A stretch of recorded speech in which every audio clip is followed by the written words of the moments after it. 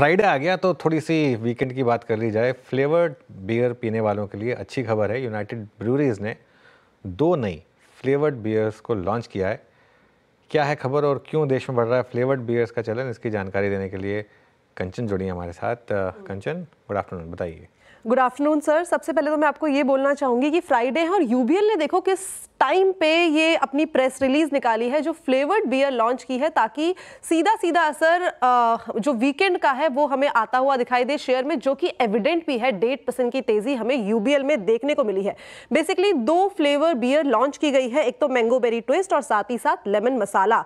और सबसे पहले ये दमन और गोवा में ही की गई है और उसके ये बेसिकली एक टेस्टिंग है, इन दोनों स्टेट से स्टार्ट की गई है और उसके बाद धीरे धीरे करके इनका विचार है कि ऑल ओवर पैन इंडिया इसको लेके जाया जाए। और इसके अलावा भी इंडिया में काफी सारे ब्रांड्स हैं, जैसे कि आपको स्क्रीन पे अभी थोड़ी देर में दिखाई देंगे, कितने सारे ऑलरेडी फ्लेवर्ड बियर के ब्रांड्स हैं जो लोगों के बीच में काफी ज्यादा लोकप्रिय है और काफी ज्यादा यूज किए जा रहे हैं। अब देख लेते हैं कि ग्लोबली जो बियर का मार्केट है वो किस लेवल का है। अगर 2024 में देखा जाए तो बियर का मार्केट साइज है करीबन $840 बिलियन का और 2030 तक ये उम्मीदें जताई जा रही है कि यहाँ पे करीब करीब हमें 10% की ग्रोथ देखने को मिले। 10% 6.5% से लेकर 10% की ग्रोथ देखने को मिल सकती है। और नॉर्थ अमेरिका जो है वो क्राफ्ट बियर का काफी बड़ा मार्केट है, यानी कि अगर हम ग्लोबल रेवेन्यू की बात करें तो नॉर्थ अमेरिका से अकेला करीब 21.5% का यहाँ से रेवेन्यू आता हुआ दिखाई देता है। लेकिन अब बात करते हैं इंडिया का जो बियर मार्केट है वो किस तरीके का है। 2024 की बात करी जाए तो $13.5 बिलियन का मार्केट ये देखा गया है और 2032 तक उम्मीदें जताई जा रही है कि $21 बिलियन तक ये हमें नंबर जाता हुआ दिखाई दे सकता है।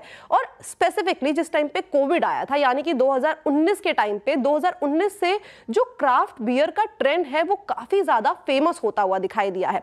अब बात करते हैं इसके पीछे के ट्रिगर पॉइंट्स की कि ऐसा क्यों हो रहा है। जो मिलेनियल्स है और जो जेनजी है उनके बीच जो फ्लेवर्ड बियर्स है वो काफी ज्यादा पसंद की जा रही है। इनफैक्ट जो ग्लोबल ब्रांड्स है उनका जो हमारी कंट्री के अंदर है बहुत पसंद की जा रही है ग्लोबल ब्रांड्स को इंडिया के अंदर। इनफैक्ट जो कम पीने वाले लोग होते हैं वो भी फ्लेवर्ड बियर को काफ़ी ज़्यादा पसंद करते हैं क्योंकि टेस्ट में वो ज़्यादा अच्छी लगती है। और साथ ही साथ जो लोग हेल्थ कॉन्शियस भी होते हैं वो भी इस पर खासा फोकस करते हैं। अब एक चीज़ मैं यहाँ पे मेंशन करना चाहूँगी कि जो ये दोनों फ्लेवर्ड बियर लॉन्च हुई है वो सेल्स में तो यूबीएल के ज़्यादा कंट्रीब्यूशन नहीं देने वाली है, बिकॉज अभी ये 2 ही जगह हुई है, दमन एंड गोवा में।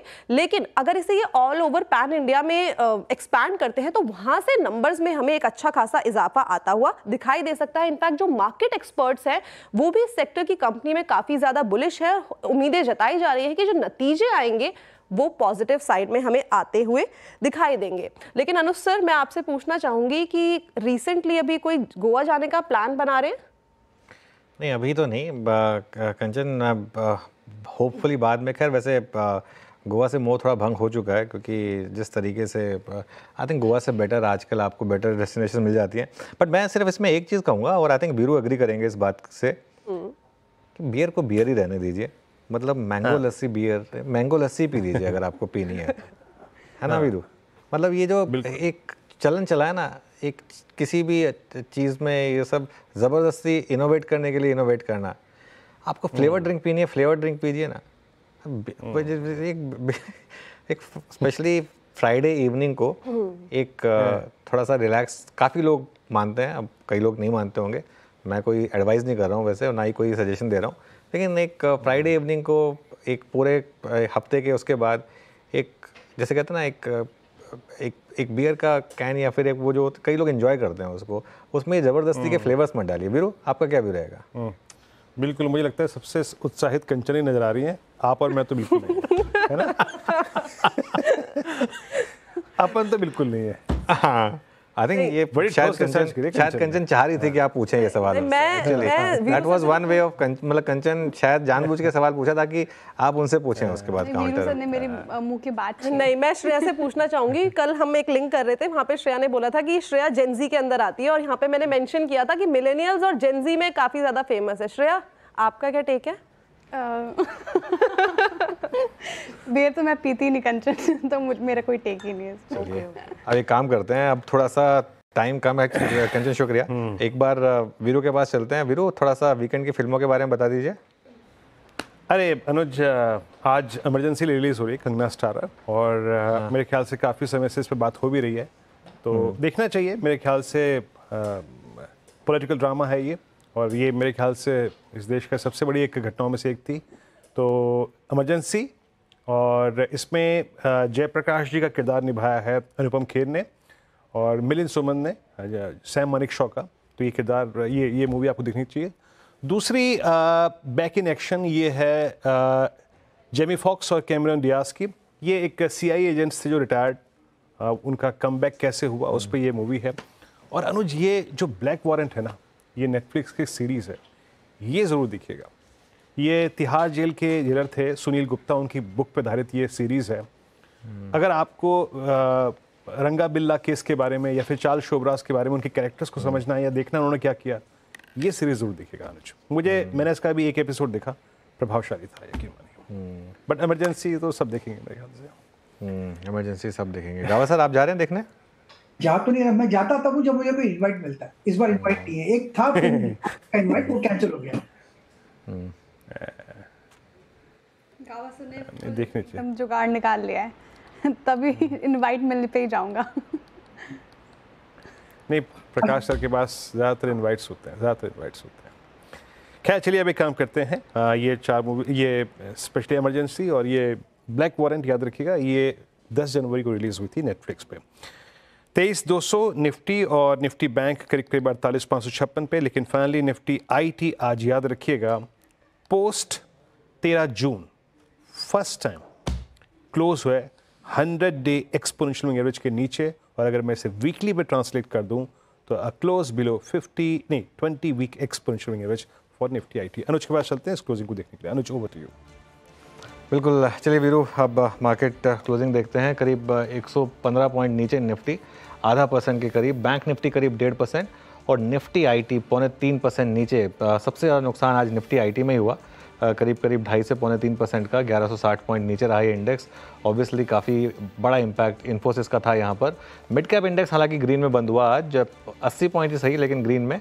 स्मॉल कैप इंडेक्स भी थोड़ा सा ही सही लेकिन ग्रीन में बंद हुआ। एडवांस डिक्लाइन इसके लिए मार्जिनली ही सही लेकिन एडवांसेस के फेवर में बंद हुआ। अब जरा एक बार सेक्टोरल हीट मैप लेकर आइए जरा, और वहाँ देखते हैं किस तरीके के मूव्स रहे। उसमें आप सबसे ऊपर, मैं सबसे ज़्यादा नीचे देखेंगे ऑब्वियसली निफ्टी IT को, करीब 3.25% नीचे ये इंडेक्स बंद हुआ। उसके अलावा फाइनेंशियल्स और बैंक निफ्टी में 1.5% की वीकनेस थी।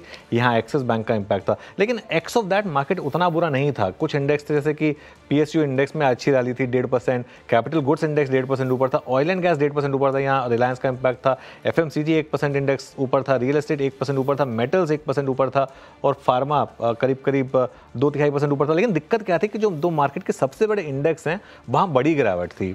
निफ्टी IT 2.5% और निफ्टी बैंक 1.5%। इन दोनों को अगर आप मिला दें, निफ्टी बैंक और निफ्टी IT को, तो ये करीब निफ्टी का 50% से ज़्यादा है। तो इसके लिए निफ्टी पर थोड़ी सी वीकनेस आई। अब निफ्टी का हीट मैप देखते हैं एक बार जरा, जिसमें आपको ये दिखाई भी देगा।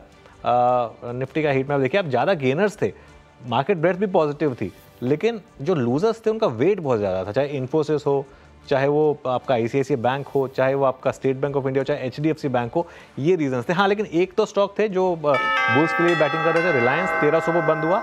ITC में अच्छे गेंस थे, और उसके अलावा कुछ हद तक हिंदुस्तान यूनिलीवर, L&T और टाटा स्टील, यहाँ पर भी अच्छे गेंस देखने को मिले।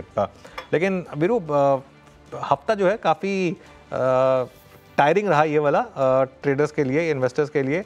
कुछ उम्मीदें जगाई हैं वैसे इस हफ्ते ने। एक चीज़ तो मैं कहूँगा, और कुछ नहीं तो मिड कैप इंडेक्स हफ्ते में फ्लैट बंद हो रहा है। पिछले कई हफ्तों की गिरावट के बाद इस हफ्ते mid cap index at least flat बंद हो रहा है। और एक्चुअली मिड कैप इंडेक्स तो गेंस के साथ बंद हो रहा है, और निफ्टी शायद थोड़े से लॉसेस के साथ बंद हो रहा है।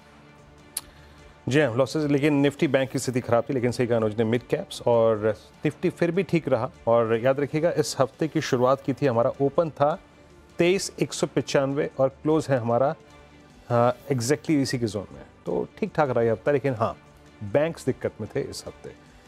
Let's hope for the best कि अगला हफ्ता बाजार के लिए बेहद शानदार रहे। मुझे श्रेया और साथ ही साथ अनुज को दीजिए आज्ञा। आपसे फिर मुलाकात होगी सोमवार की सुबह पूरे पैनल की मॉर्निंग कॉल में, उसके बाद मुनाफे की तैयारी में 8 बजे। तब तक के लिए नमस्कार and have a nice weekend.